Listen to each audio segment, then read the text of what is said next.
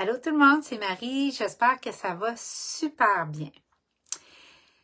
Donc, c'est la première fois que je viens vous voir dans ce qui va me tenir lieu de bureau quand j'étudie.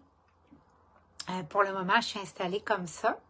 Ce qui me tardait, c'était d'avoir Daniel à son atelier et moi, j'avais besoin de ma pièce aussi pour étudier, travailler, préparer tout ce que je veux vous offrir pour l'automne. Donc, c'est une petite pièce retirée de la maison.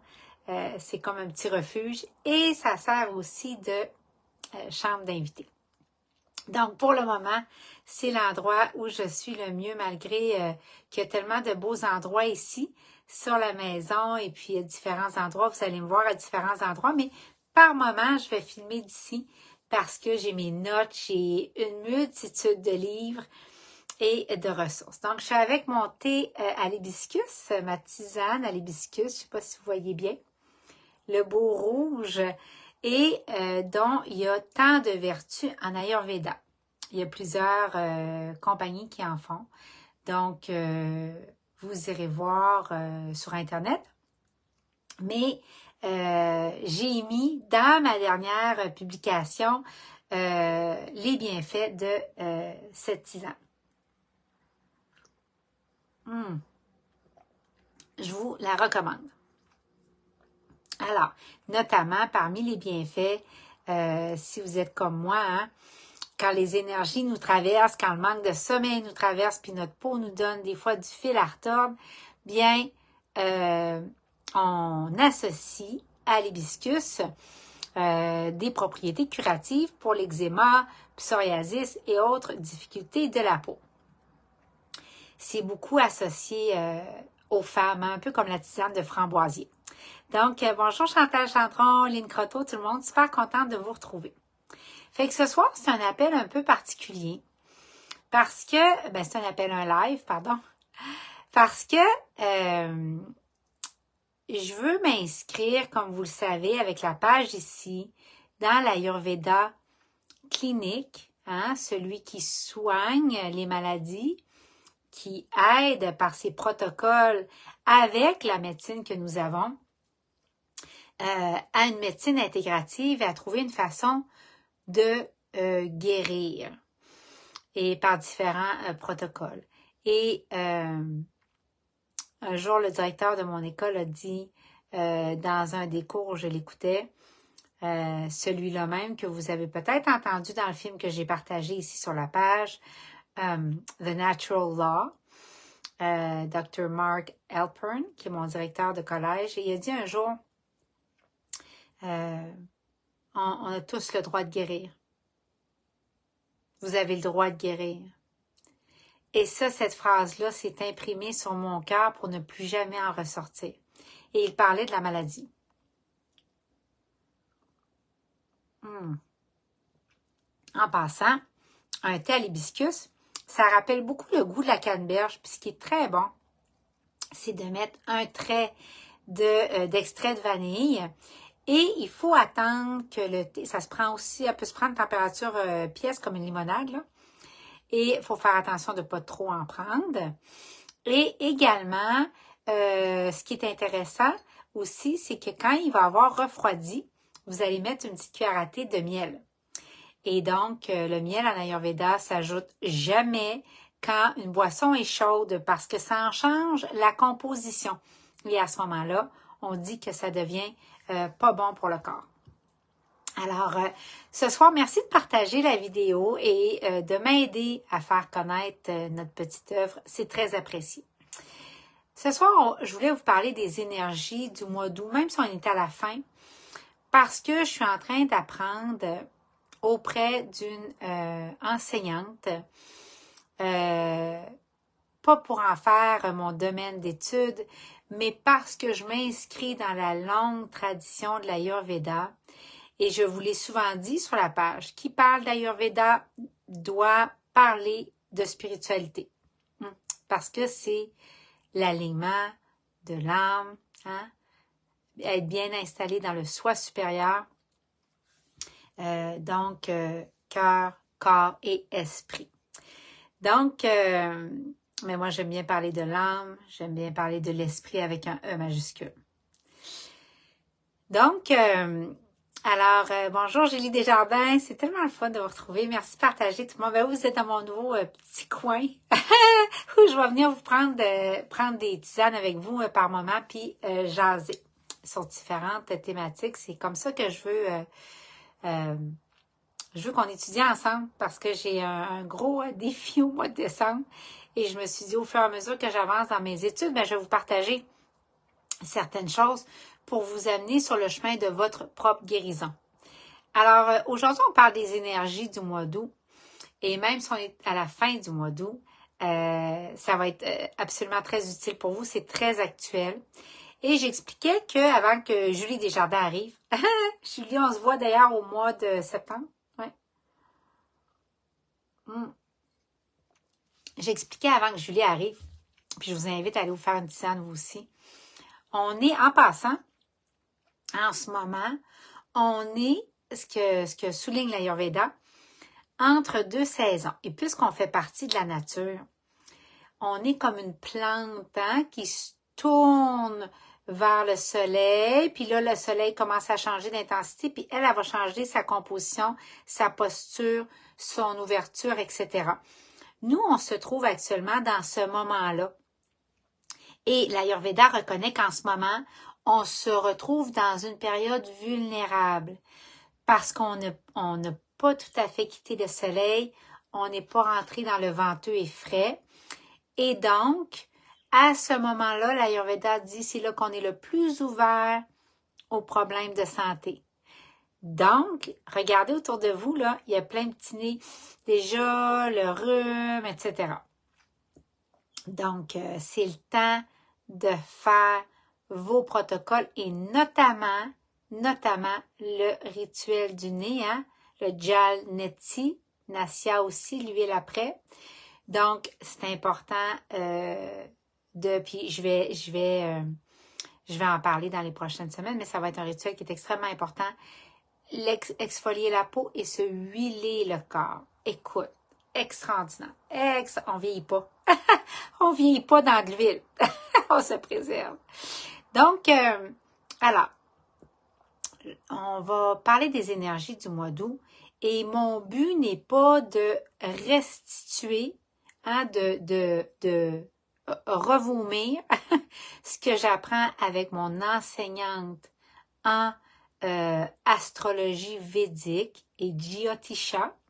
Donc, Jyotisha, le Jyotish, c'est tout aussi les histoires de déités avec l'hindouisme, hein, quand on parle de Ganesh, quand on parle de Rama, quand on parle de Vishnu. Donc, toutes ces grandes sagesses-là, c'est ce que je suis en train d'étudier en plus de l'Ayurveda dans mon entre-deux et la mini-fermette. Fait que des fois, il faut me donner de la grâce. Je vais vous dire de venir me rejoindre pour un live à 6h, puis il va être 6h15.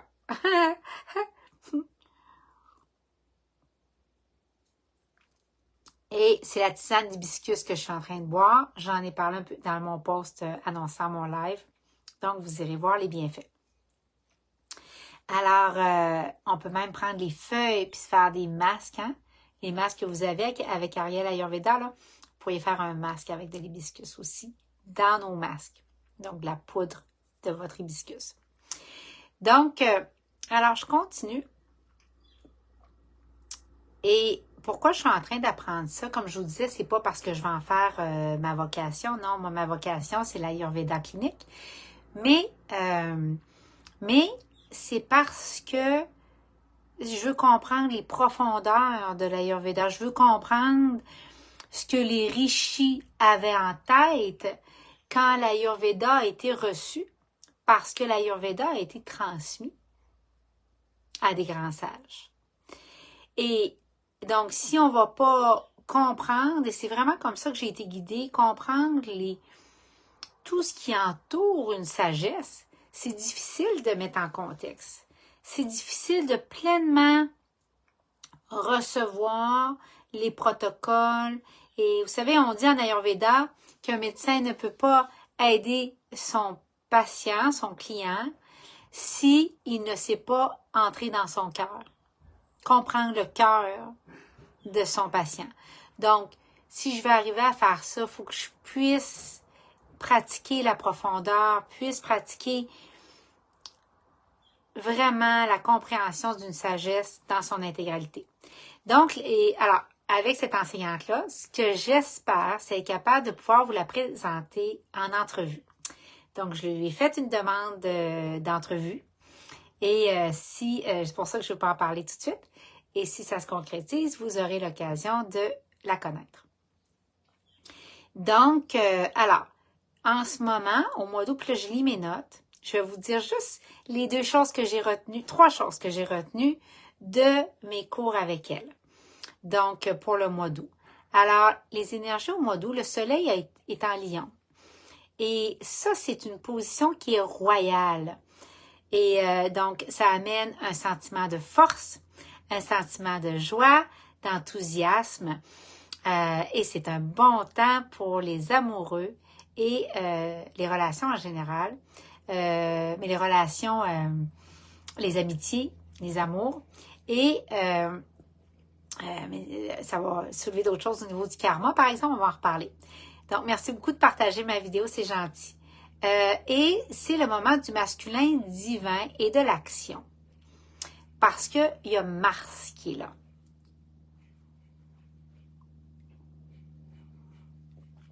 Donc, ça va amener aussi plus de motivation. Peut-être que vous l'avez ressenti, plus de motivation à l'intérieur de vous. Et un espèce de sens de la dignité. Hein? Quand je parle que le soleil en Lion, ça amène un sentiment, c'est royal, c'est charismatique. Vous avez presque ressenti qu'on déposait une couronne sur votre tête à la fin du mois d'août, à partir de la mi-août. Parce qu'avant ça, de juin à presque début août, si vous êtes comme moi, vous avez essayé de vous reposer. C'était impossible. C'était impossible de vous reposer parce que vous étiez constamment dérangé. Il y avait toujours une urgence ou quelque chose qui arrivait. Donc, alors, ça amène plus de motivation, de dignité, de clarté dans vos idées. Et il y a un sentiment, le leadership naturel est invité. Donc, qu'est-ce qu'on veut dire par un leadership naturel? Mon enseignante expliquait que elle expliquait, puis c'est presque une gourou, tant elle est experte. Puis gourou en Inde, c'est pas la signification péjorative d'ici, hein. Gourou en Inde, c'est quelqu'un qui est rendu maître dans ce qu'il enseigne. Hein? On dirait que Steve Jobs a été un gourou. Bon, alors, tu sais, et donc, voilà, et je la considère très hautement. Donc, j'ai hâte de voir sa réponse. Mais on parle ici d'un leadership naturel et c'est votre invitation, c'est à l'effet d'amener de la créativité à votre leadership, d'une intelligence profonde puis cosmique. Ça sera pas, tu sais, comme quand moi je vois par exemple Girl Boss. c'est pas les énergies actuelles. Non, c'est pas ça du tout en ce moment. Et donc, c'est à propos que les gens, de faire sortir de vous un principe de leadership au lieu d'un leadership qui est avec des règles. Tu sais, j'arrive ici en petit tailleur. C'est ça les énergies actuelles, ce qui va être supporté. Même quand c'est un peu moins chaud, puis tiède, puis je vous dis, même température pièce, c'est délicieux. Et donc, je continue. Alors, le deuxième point qu'elle a mentionné, qui a retenu beaucoup mon attention, et ça, c'est jusqu'à peu près au 2 septembre, la période va supporter d'établir, de raffiner des connexions nouvelles, des collaborations. Donc ça va être une des choses. Puis c'est très drôle parce que moi, intuitivement, puis peut-être que c'est toutes des choses que vous avez déjà ressenties, hein, ça nous montre comment on est connecté à justement la nature. Mais ça a été ça, moi, ça a été un goût de collaborer, j'ai des entrevues planifiées pour vous cet automne. J'ai envie de vous introduire à mon réseau de contacts et on va vraiment sortir du Québec et plonger, voyager. On va voyager sans voyager et sans les risques du voyage et les cauchemars mais qu'on nous fait miroiter. Mais non, on va voyager et j'ai vraiment envie de vous introduire à mon réseau de contacts et à ce à quoi j'ai été exposée en termes d'Ayurveda et de vous le partager ici sur la page. Et oui, au travers de ça, on va se faire des rituels beauté. J'ai quelque chose tout simple qui s'en vient. Alors, donc, on va juste compléter ce qu'on a déjà au niveau de la ligne.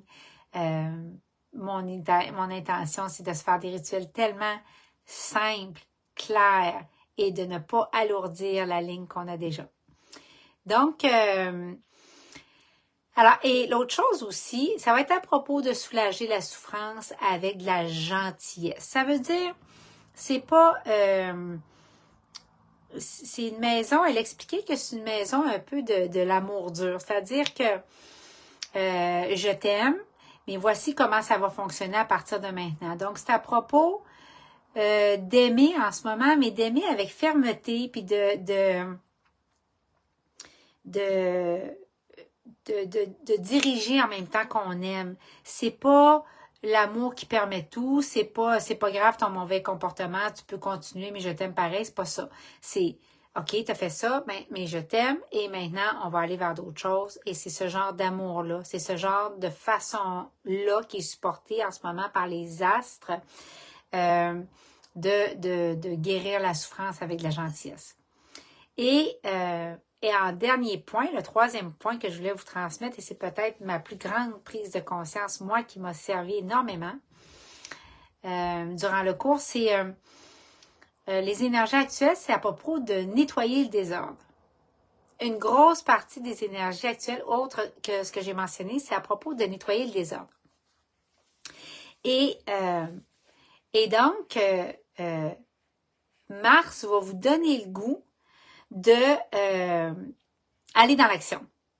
Mais la période actuelle, c'est à propos de prendre des actions polies, des actions bien faites.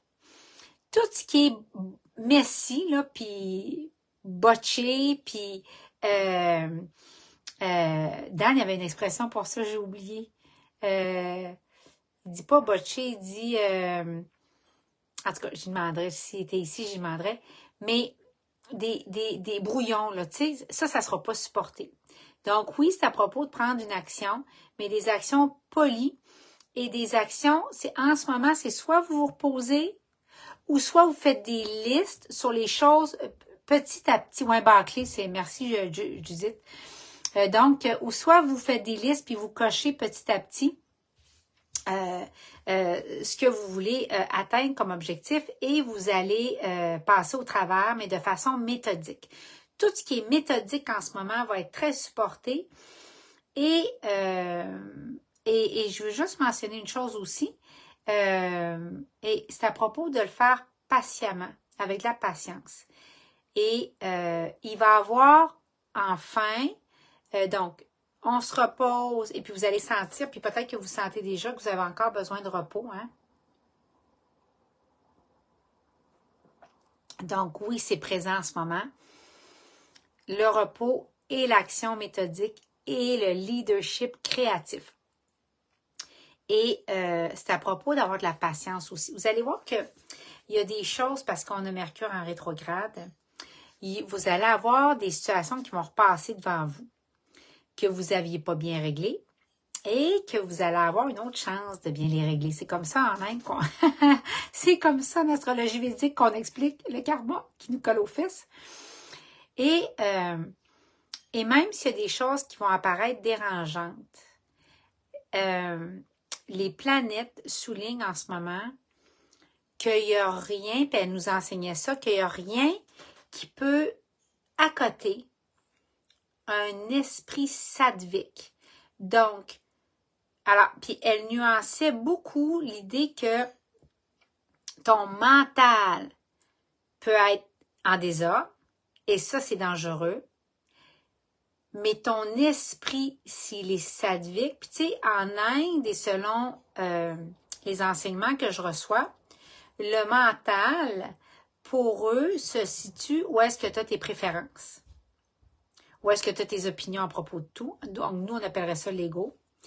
Et donc, l'intelligence, l'esprit, le soi supérieur, le bouddhi, qu'elle appelait ça en sanskrit, c'est là que quand il est dans un état calme, quand on fait les rituels, comme une tisane à l'hibiscus, comme je suis en train de prendre,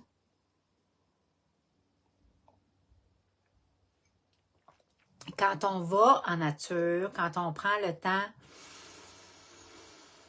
avant d'agir, qu'on en met moins dans une journée qu'on en mettait il y a 2-3 ans, ben, il n'y a rien qui compare ça. Il n'y a rien qui peut accoter ça. Vous n'avez pas à vous inquiéter de rien.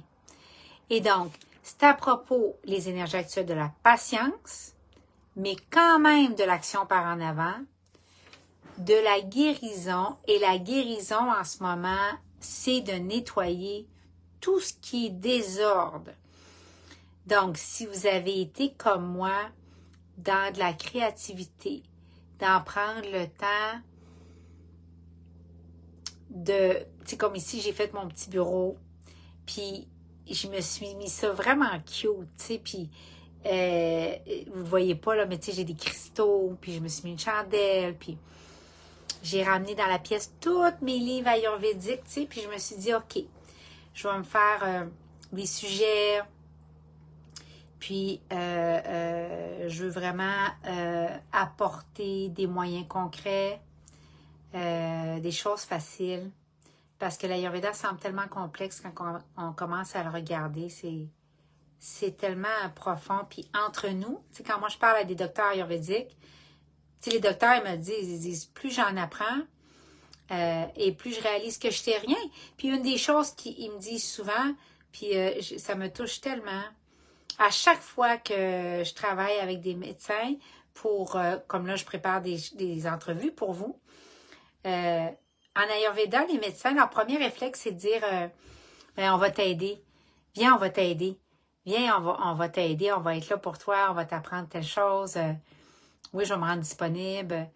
Ça, c'est la partie qui m'attriste. J'ai rarement vu ça. J'en ai vu ici, des gens en médecine comme ça. J'en ai vu. Je peux pas dire que j'en ai pas vu, mais j'en ai vu moins. J'en ai vu moins, puis ça, c'est quelque chose qui m'attriste. Parce que ça m'a vraiment jeté à terre, ça m'a touchée. Les premières fois que j'ai travaillé avec des médecins ayurvédiques, même pour déjà des conférences que je vous ai données ici, c'était tout de suite on va t'aider. Tu sais, ça m'a vraiment touchée, ça, vraiment.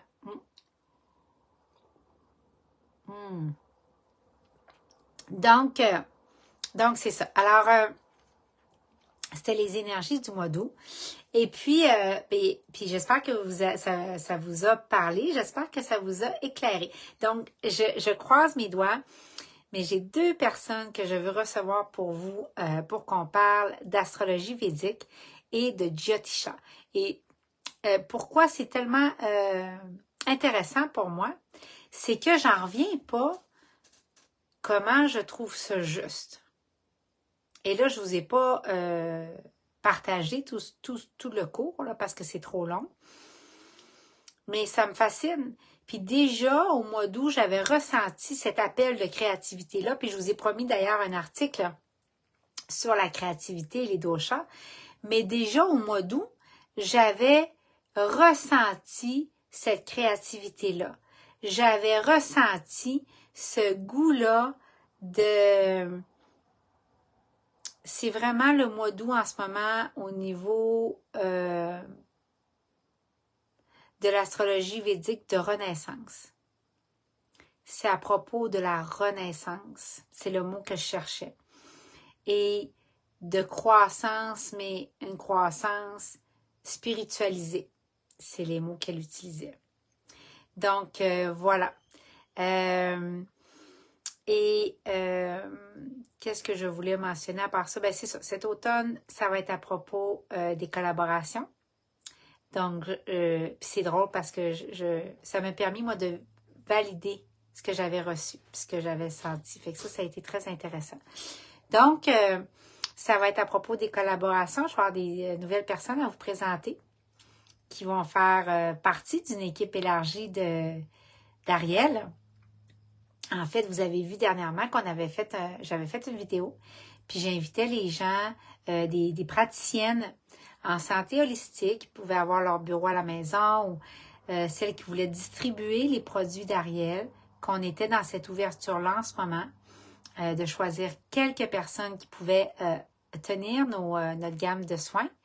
Et de belles personnes se sont avancées, donc j'ai très hâte de vous les présenter.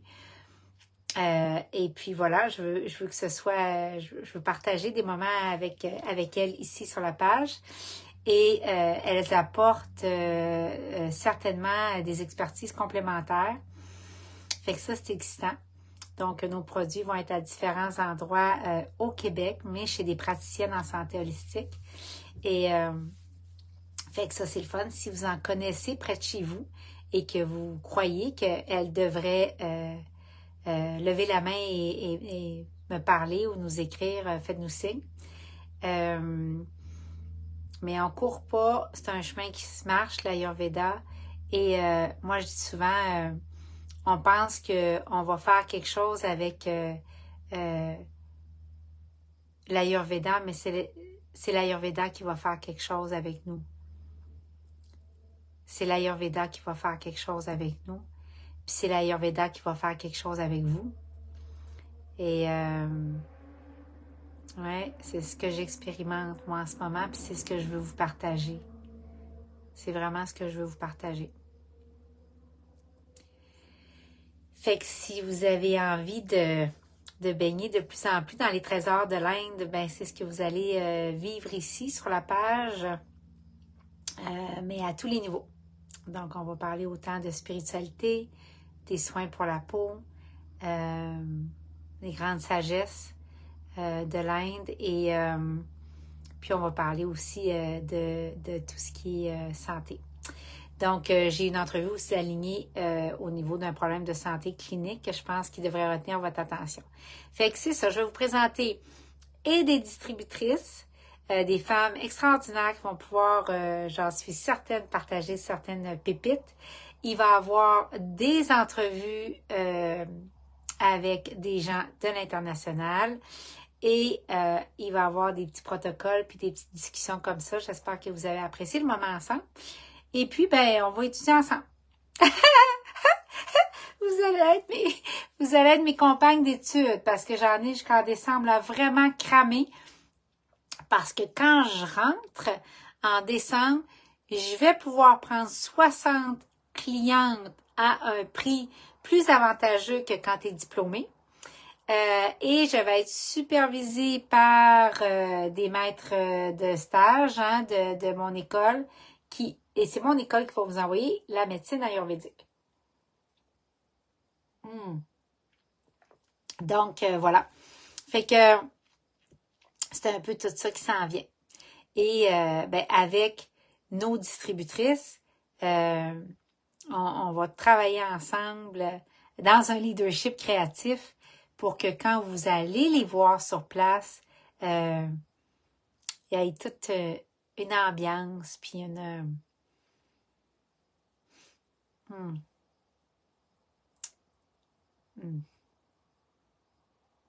que vous puissiez avancer sur votre propre chemin de guérison. Bonne soirée tout le monde et je vous embrasse très fort et puis on va peut-être se revoir dans un petit bureau ici. Des fois l'éclairage n'est pas toujours parfait mais je pense que ça fait comme un petit peu cosy. C'est ça fait différent, c'est une autre ambiance. Fait que bonne soirée, je vous embrasse très fort. J'espère que vous avez apprécié et merci de partager puis on se croise les doigts.